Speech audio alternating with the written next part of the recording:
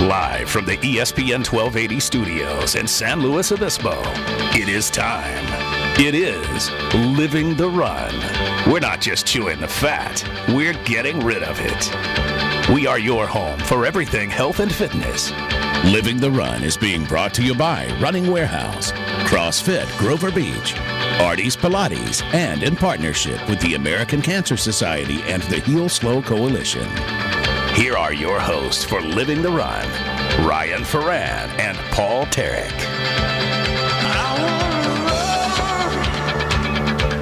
And welcome back to Living the Run, Health and Fitness Radio. I am Ryan Ferran. Paul Tarek is off tonight, but we are pleased to be joined by Dave Sullivan, the head coach of the Cal Poly Triathlon team. Dave, good evening, and thanks so much for filling in for Mr. Tarek. No worries. Good to be back. Great to have you as always. We'll talk more with Dave coming up about the Chains of Love race coming up at Cal Poly and how the triathlon team is involved. Plenty to get to on the meanest and leanest radio show on the airwaves. Chef Paula Deen hides her diabetes for 3 years while pushing her high-fat foods on her TV shows. Some of those foods, her famous deep-fried cheesecake, and if that's not enough, it's covered in chocolate. Her quiche that calls for a pound of bacon. We would love your thoughts on this. You can text the radio show 805-242-1280. Paula Deen cooking up all these fatty foods on your TV, smiling away with that lovely southern accent.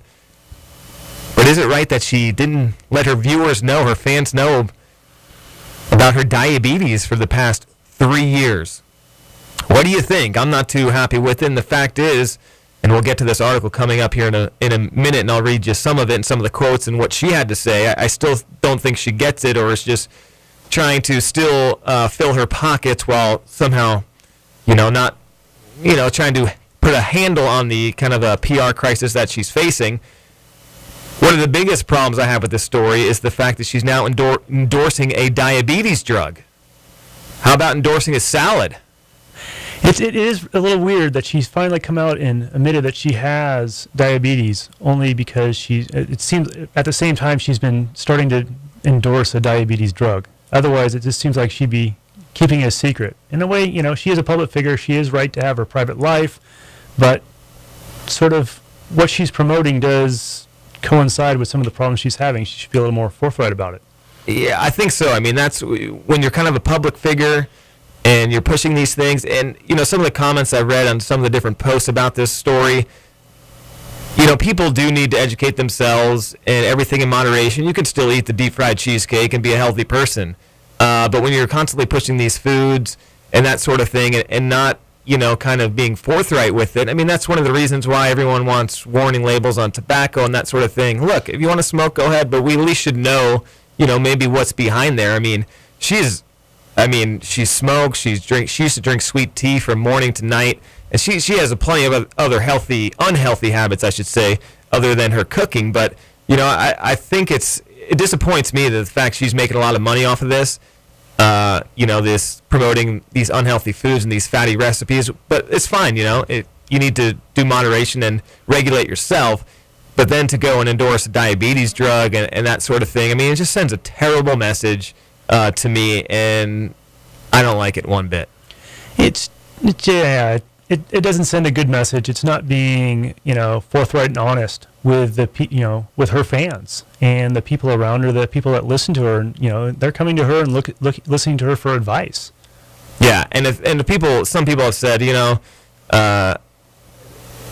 defended her diet and her foods and all that sort of stuff. If you don't think that those fatty foods contribute at least a little bit to type 2 diabetes, you just don't get it.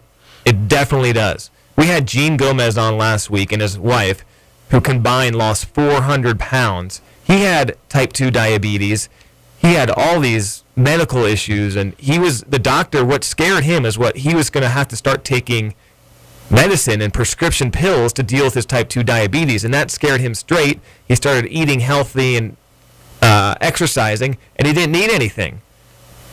So it goes with the whole mentality of a lot of people and a lot of us Americans, if something's wrong, just take a pill and we'll be fine. But that's the wrong message. I mean, if if you change your diet and start exercising, she should probably quit smoking as well.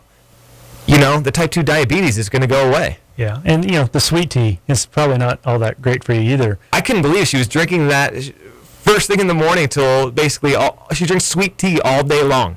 I think that constitutes a problem. Yeah, I mean, that's diabetes in a cup. I mean, what did she think was going to happen? And then some of her quotes, and we'll get more of this in a couple minutes. She says it's not the Southern cooking, it's moderation and all. I mean, it is cooking. It is what you put in your mouth. I mean, she doesn't get it. She's had 3 years to think about it, and what I've heard, at least out of her mouth, and she did a big sit-down interview on NBC's Today Show, she just doesn't get it. And you can tell she's trying to profit on it. I mean, just turn it, I mean, you can still profit on it, just turn your cooking show into a healthy cooking show. You have diabetes and flip it around. Or, I mean, even just, start saying, okay, this is the way, the traditional way to do it, and here's a healthier option. This is the way you can twist it. These are the things that you can substitute or add in to the recipe to make it better, to make it healthier. I just don't like her profiting off the health of everybody else. Here's some comments on the Slow Tribune posted the story from the AP. Somebody wrote, we all make our own choices, and she never pushed anyone to eat her recipes. Another case of the media blowing something out of proportion. Somebody else wrote, she'd make a perfect politician. And here's what I kind of wrote on these comments. True people should educate themselves and be able to make their own decisions, no doubt, but her show definitely promotes unhealthy cooking and was likely a factor in her getting diabetes. If not, why would you hide it for 3 years? What you put in your body definitely matters. My biggest problem with this is that, like I said, she'll be promoting this drug company and profiting from that, and that just bothers me. Also coming up, we're going to talk to Dave about the Chains of Love race at Cal Poly. By the way, if you want to weigh in on this, Paula Dean, give us a text, 805-242-1280, or write it up on our Facebook page, facebook.com/livingtherun. So we'll talk about that. Chains of Love race at Cal Poly and osteopathy. There we go, with Dr. Kate Perry, who will join us to talk about that. It's kind of a holistic approach to health and wellness. So we'll find out all about that coming up in segment 2 with Dr. Kate Perry, and she will be talking at the Solstice Green Mixer tomorrow night, so we'll get you details on that. Always a great event, the Solstice Green Mixers. Good information for a great cause, so we'll get you the details and the scoop on how you can check it out and learn more about some great topics. Ironman coming to the Central Coast. This is an article I read in the Tribune a few days ago. Cynthia Lambert did it actually about a week or two ago. And the word is, Dave, and you are the triathlon man. You are the coach of the Cal Poly Triathlon team. Have done 6 Ironmans, by the way. That's amazing. It's enough to know better. That's amazing. That is. You did it once and you went back. Yeah. That's incredible. Give us the distance of the Ironman again. Distance is a 2.4-mile swim, Jeez. 112-mile bike, and a 26.2-mile run. So, I always like to break that down. So that's, give that distance 2.4 miles in San Luis. That's probably somewhere over near the, let's see, if you're going over on the south side of town, you're over near Food for Less, and you're going over to Laguna Lake Shopping Center, probably Laguna Junior High. That's probably about 2.4 miles. 112-mile bike would be like riding your bike from here to Santa Barbara, roughly. And then 26.2-mile runs like running from here to Santa Maria. So, yeah, it's quite a ways. If the 2.5-mile swim and the 115-mile bike ride wasn't enough, you follow that up with the marathon. After a while, you just don't want to sit down anymore. The amazing thing is, when you put in the training, it almost feels normal. That's amazing. It's not a big deal. We had Samantha Pruitt on a few weeks ago, who just did her first Ironman in Arizona, and she got the M tattoo, which a lot of people get after they complete the Ironman, because it's such a significant accomplishment and a great feat to complete that race. It's such an amazing event and obviously so taxing on the body. Do you have the Ironman M tattoo? Yeah, I actually did get one in '99 after I finished World Championships. Wow, World Championships even. That's impressive. Just once. Where's the M tattoo? It's in a place where if I'm having a bad day, no one can see it. Is that an undisclosed location? Only my wife will really know at this point. Yeah. Yeah, we were talking about this, Paul, Max, and I, before we had Ian Parkinson on, the sheriff of SLO County, a couple weeks ago, about what would it take for you to get a tattoo. And we were talking about Samantha's blog, and we have pictures of it on livingtherun.com. And we were talking about why would we get tattoos. And I don't have any. Max doesn't. And I said I'd only get one if it was to memorialize somebody or something very, very meaningful, or probably something like an Ironman. I don't know if I would do it like a marathon. That's kind of done, but I think that's a pretty cool feat. But I think, Ironman, I would definitely consider it.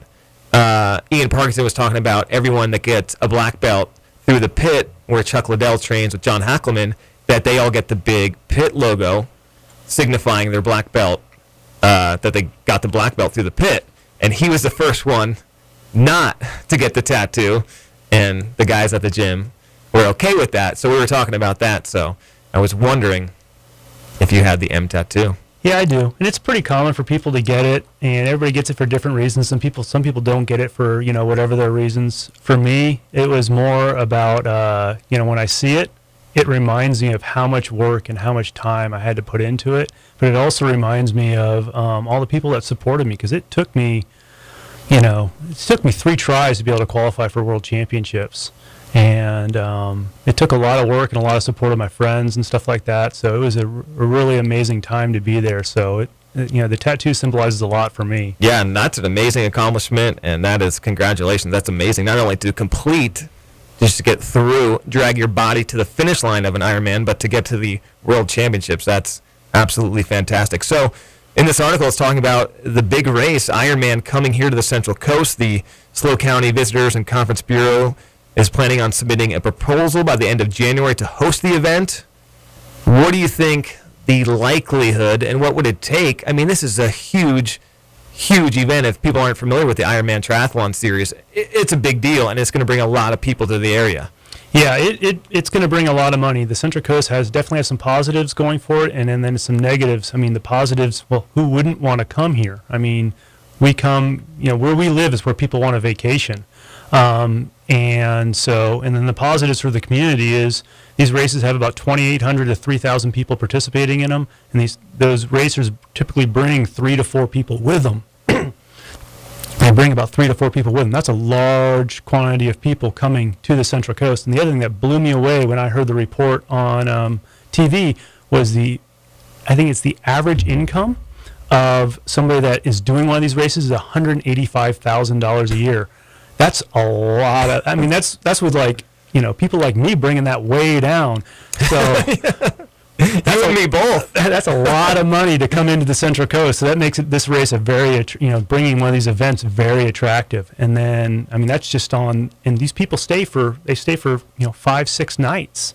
So it's a long-term deal to bring this race here, and it's a lot of money that could be coming in. That's a lot of people with a lot of disposable income coming to our area. And I don't know the cost of the event, what it would take to put on. I remember the Tour of California when it first came here is basically, will you please host us?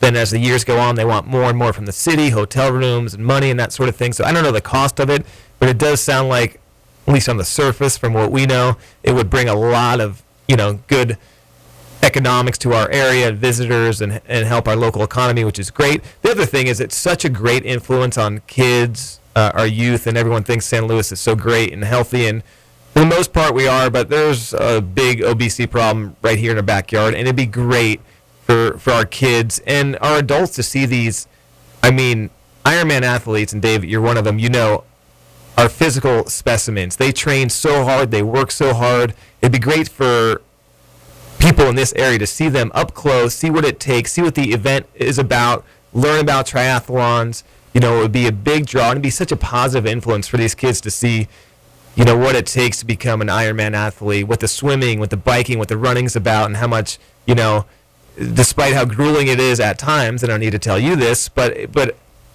how much better it makes their lives. And you hear all these people about overcoming cancer, doing an Ironman triathlon. They used to be, Samantha was 50 pounds overweight, now she's doing an Ironman triathlon. It would be such a positive influence for people in our area.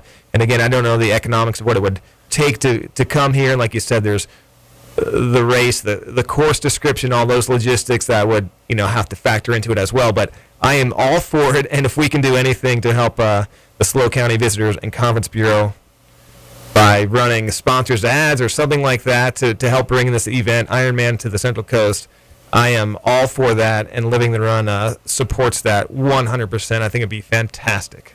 I think it would be a great thing to be here, just being a triathlete and having a major Ironman event here. I mean, when I started out, when I did my first Ironman, there was only 2 or 3 major Ironmans in North America. And so it's grown exponentially. But I think the other thing that most people don't realize is most people, when they think Ironman, they think that the NBC broadcast, what they see in Hawaii, and that's the World Championships. And yeah, everybody there is super fit. That's the top 1% of Ironman athletes in the world. That's the very, very select group. That's when you're there and you're a guy and you just look at the girls and you feel inadequate and like you're out of shape. But in reality, when you go to one of these qualifying races that are held all around the world and all around the United States, there's 3,000 people there. There's 2,800 people. And there's probably 100 or 200 people in that whole entire race, professionals and amateurs, that are really seriously trying to get to World Championships, that have a legitimate shot at it. So those are the freakishly fit people that you see. So that leaves, that leaves 2,700, 2,800 people that are just normal, everyday people that work 40, 50, 60, 80 hours a week. Their moms, their dads, they're just regular, everyday people. And so that's the amazing thing, is when you go to these races and you see people running down the finish line and you go, if that guy could do it, I got to be able to do it. So that's, I think, the most amazing thing you see is, it's people that look like you, people that are everyday people. And Samantha will be able to talk to this too. Yeah. You're out there and you're suffering, but then you see like an 80-year-old grandma and you go, oh, I could do this. Okay, I just got to suck it up and just keep going, Exactly. Or, you'll see somebody, that has, one arm or one leg.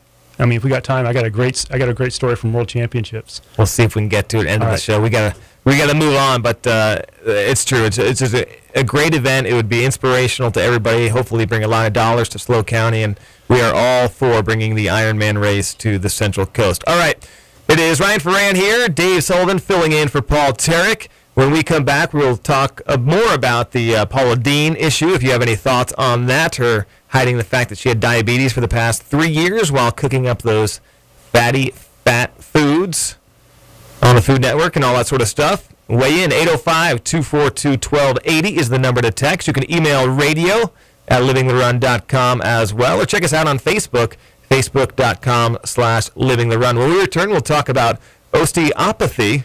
I don't think I'm saying that right. Dave, any help? Any help from my co-host with the most? Jeez. I'm going to go with what you said and spell it wrong.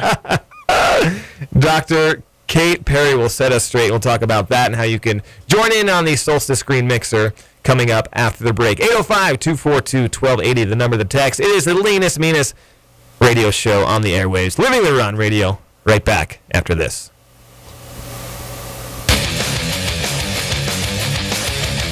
You're listening to Living the Run on ESPN Radio 1280 The Ticket.